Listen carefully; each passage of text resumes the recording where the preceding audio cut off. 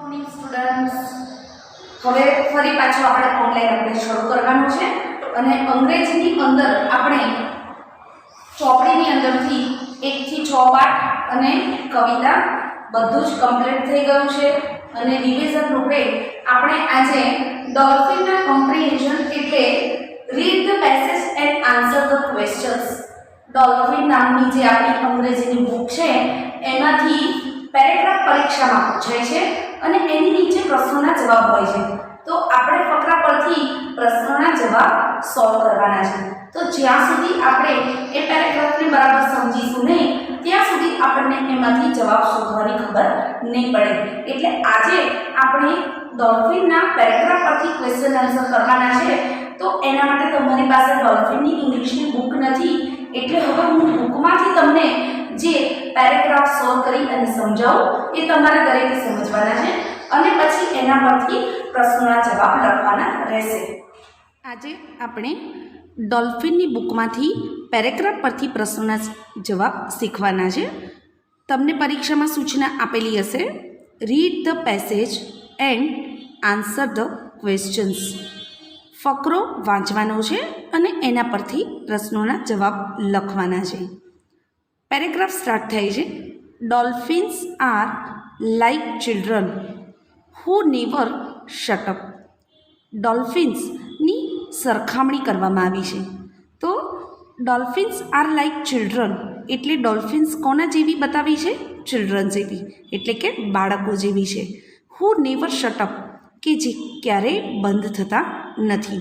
બાળકો પણ ક્યારેય બંધ થતા નથી અને એની સરખામણી ડોલ્ફિન સાથે કરી છે. તો ડોલ્ફિન પણ ક્યારેય બંધ થતી નથી. They constantly make sounds. તેઓ હંમેશા અવાજ કરવાનું ચાલુ રાખે છે. They are 2 types, sounds for conversation and sounds for finding way in the C.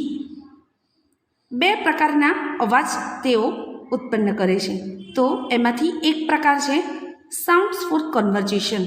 Conversion એટલે વાતચીત. તો અવાજ કરવા માટેનો કન્વર્ઝેશન એટલે કે વાતચીત કરવા માટેનો અવાજ. અને બીજો પ્રકાર કયો છે? Sounds for finding way in the sea. તો સી એટલે દરિયાની અંદર રસ્તો શોધવા માટેનો અવાજ. Dolphins use their squeals and whistles to express emotions to show presence of danger. Dolphins use their squeals and whistles to express emotions. Dolphin use એટલે ઉપયોગ કરે છે. Their squeals and whistles to express એટલે વ્યક્ત કરવું અને emotions એટલે લાગણીઓ. To show presence of danger એટલે ખતરો. Availability of food એટલે ખોરાકની હાજરી.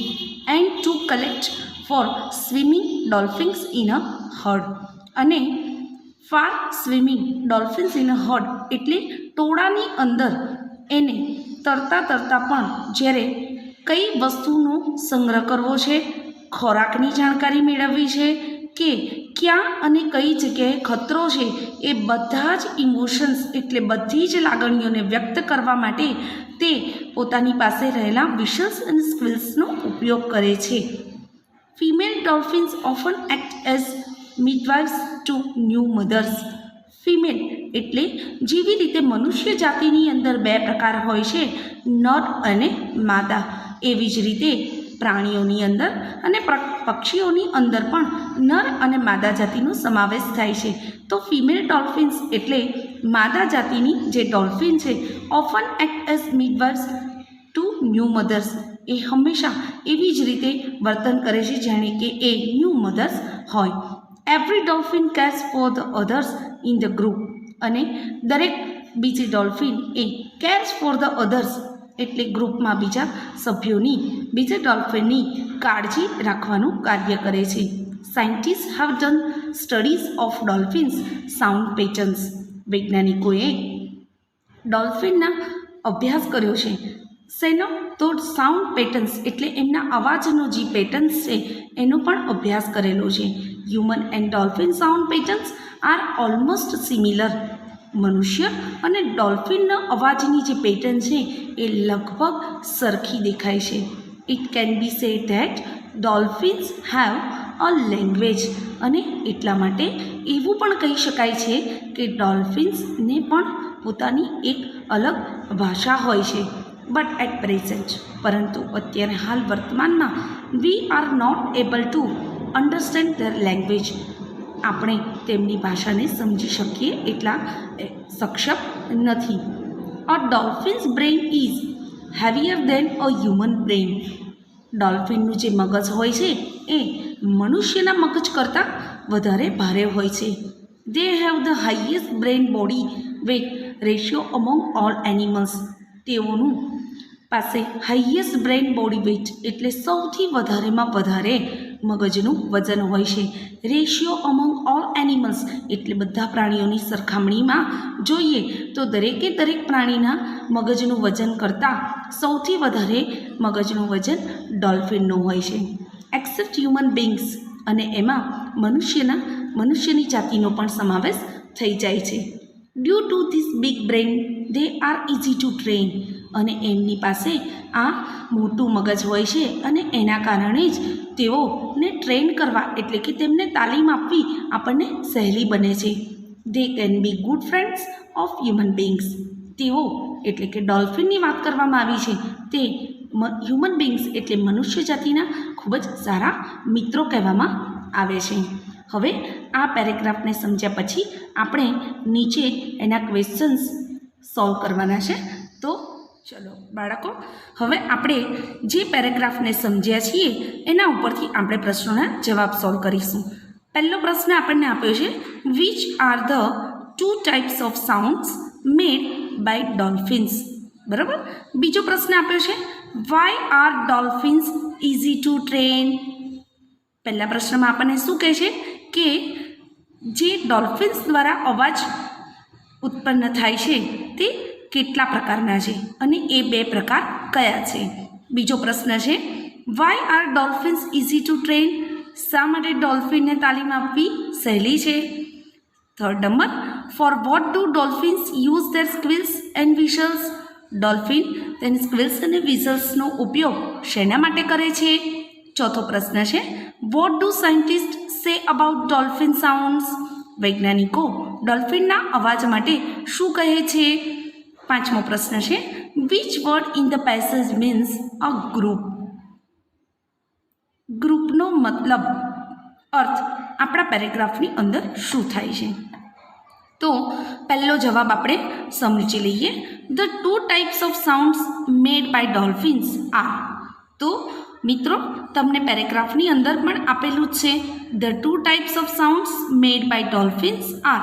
તો પહેલો પ્રકાર છે sounds for conversation and sounds for finding way in the sea. બીજો પ્રશ્ન છે આપણો, why are dolphins easy to train.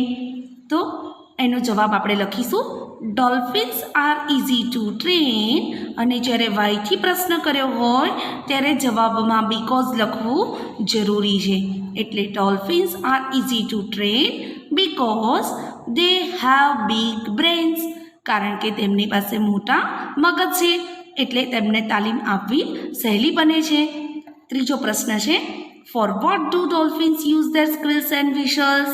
તો એના જવાબમાં આપણે લખીશું, dolphins use their squeals and whistles to express emotions, to show presence of danger, availability of food and to collect far swimming dolphins in a herd. તો dolphins તેના squeals અને વિસલ્સનો ઉપયોગ તેમની લાગણીઓને વ્યક્ત કરવા માટે, ગુસ્સો વ્યક્ત કરવા માટે, ફૂડ ક્યાંથી અવેલેબલ રહેશે એ શોધવા માટે, અને દૂર સુધી ટોળામાં ડોલ્ફિન્સ ક્યાં સ્વિમિંગ કરી રહી છે એ બતાવવા માટે તેઓ પોતાના સ્ક્વિલ્સ અને વિસલ્સનો ઉપયોગ કરે છે. હવે આપણો ચોથો પ્રશ્નનો જવાબ છે, scientist say that human and dolphin sound patterns are almost similar and so it can be said that dolphins have a language. આપણો પ્રશ્ન હતો, what do scientists say about the dolphin sounds. તો વૈજ્ઞાનિકો ડોલ્ફિનના અવાજ વિશે શું કહે છે. તો scientist say that human and dolphin sound patterns are almost similar. મનુષ્યના અને ડોલ્ફિનના અવાજની પેટર્ન લગભગ સરખી છે. And so it can be said that dolphins have a language. અને એટલા માટે એવું કહી શકાય કે ડોલ્ફિનને પણ પોતાની ભાષા છે. 5મા પ્રશ્નમાં આપણને ખાલી એટલું પૂછ્યું હતું કે અ ગ્રુપ એનું સિમિલર વર્ડ આપણા પેરેગ્રાફમાંથી શું છે. તો ગ્રુપ એટલે જૂથ અને હર્ડ એટલે ટોળું. તો જૂથ અને ટોળું બંને સેમ મિનિંગ છે. તો અ ગ્રુપની જગ્યાએ ખાલી આપણે શું લખવાનું છે જવાબમાં? હર્ડ. એટલે આપણા 5 ફકરા ઉપરથી પ્રશ્નોના જવાબ અહીં પૂરા થાય છે. તો મિત્રો આશા રાખું છું તમને આ ફકરા પરથી પ્રશ્નોના જવાબમાં સમજણ પડી હશે. આ દરેક વસ્તુ તમારે તમારી નોટબુકમાં પણ લખવાની રહેશે. હવે આપણે બીજો પેરેગ્રાફ સમજવાની તૈયારી કરીએ. બીજો પેરેગ્રાફ અહીંથી શરૂ થાય છે. When he started taking interest in the books he felt someone walking in. He look up. In the doorway stood a tall, thin woman dressed in grey as shadows. The shopkeeper thought to himself. She had a sad, tragic face. Her big, dark eyes were full of tears. She moved slowly to the counter. The shopkeeper stood up, looked at her kindly and said, "What can I do for you, ma'am?" હવે આપણે આ પેરેગ્રાફને સમજી લઈએ. When he started taking interest in the books, જ્યારે તેણે પોતાનો રસ બુક્સમાં દાખવ્યો. હી felt someone walking in, ત્યારે તેને કોઈ ચાલતું આવતું હોય એવું ફીલ થયું. હી લુક અપ, તેણે જોયું. In the doorway stood a tall thin woman, ત્યારે દરવાજા સામે એક ઊંચી અને પાતળા બાંધાની સ્ત્રી ઊભી હતી, જેણે ગ્રે કલરનો ડ્રેસ પહેર્યો હતો. ગ્રે એઝ શેડોઝ, અને ગ્રે કલર એટલે ભૂખરો કલર, તો એ શેડોઝ એટલે એનો પડછાયો પડતો હતો. The shopkeeper thought to himself, દુકાનદારે પોતે જાતે જ વિચાર્યું. She had a sad tragic face, તેણીનો ચહેરો ખૂબ જ દુઃખી હતો અને કરુણ હતો. Her big dark eyes were full of tears, અને તેણીની બંને મોટી આંખો એ આંસુઓથી ભરેલી હતી. She moved slowly to the counter, તેણી ધીમે રહી અને કાઉન્ટરની નજીક ખસી હતી. The shopkeeper stood up, shopkeeper દુકાનદાર ઊભા થયા. લુકડ એટ હર કાઇન્ડલી, તેની સામે દયાપૂર્વક જોયું. એન્ડ સે, અને કહ્યું, what can I do for you ma'am, હું તમારા માટે શું કરી શકું છું ma'am. Without speaking the woman pointed to a bottle of milk, કંઈ પણ બોલ્યા વગર જ એ સ્ત્રીએ દૂધની બોટલ સામે પોઇન્ટ કર્યું એટલે બતાવી. The shopkeeper took it down and handed it to her, દુકાનદારે તે ટુક ઇટ ડાઉન નીચે વળી એને લીધી અને તેના હાથમાં આપી. She took the milk, turn around and went out without paying or speaking, તેણીએ શું કર્યું? દૂધની બોટલ લઈ લીધી, ટર્ન અરાઉન્ડ એટલે પાછી ફરી, અને એક પણ શબ્દ બોલ્યા વગર અને એક પણ પૈસાની ચૂકવણી કર્યા વગર જ તે ત્યાંથી બહાર નીકળી ગઈ. The shopkeeper was so touch by her great sad eyes, દુકાનદાર તેણીની આ દુઃખી આંખો જોઈ અને સ્પર્શ થઈ ગયો. That he had no courage to go after her and demand money, અને તેથી તેની એટલી હિંમત નહોતી કે તે તેણીની પાછળ જાય અને એની પાસે પૈસાની માંગણી કરે. તો હવે આપણે પેરેગ્રાફને બરાબર સમજી લીધો છે. હવે આપણે એના પ્રશ્નોના જવાબ સોલ્વ કરીએ. તો ફર્સ્ટ ક્વેશ્ચન છે, what did the shopkeeper see in the doorway. પહેલો પ્રશ્ન છે, દુકાનદારે દરવાજા આગળ શું જોયું? તો એનો જવાબ છે, the shopkeeper saw a tall thin woman dressed in grey, દુકાનદારે એક ઊંચી પાતળા બાંધાની અને જેણે ભૂખરા કલરનો ડ્રેસ પહેર્યો હતો એવી સ્ત્રીને જોઈ હતી. બીજો પ્રશ્ન આપેલો છે આપણને, vote did the woman want. Woman સ્ત્રી, વોન્ટ એટલે ઈચ્છવું. સ્ત્રી શું ઈચ્છતી હતી? તો એના જવાબમાં આપણને લખ્યું છે the woman wanted a bottle of milk. એ સ્ત્રીને એ દૂધની બોટલ જોઈતી હતી. થર્ડ ક્વેશ્ચન છે why did the shopkeeper not demand any money? શા માટે દુકાનદારે પૈસાની માંગણી ના કરી? એના જવાબમાં લખ્યું છે the shopkeeper did not demand any money. અને વાયથી પ્રશ્ન કર્યો હતો એટલે બીકોઝથી જવાબની શરૂઆત થશે, કારણ કે he was touch the woman's sad eyes, કારણ કે તે સ્ત્રીની દુઃખી આંખોથી સ્પર્શી ગયો હતો.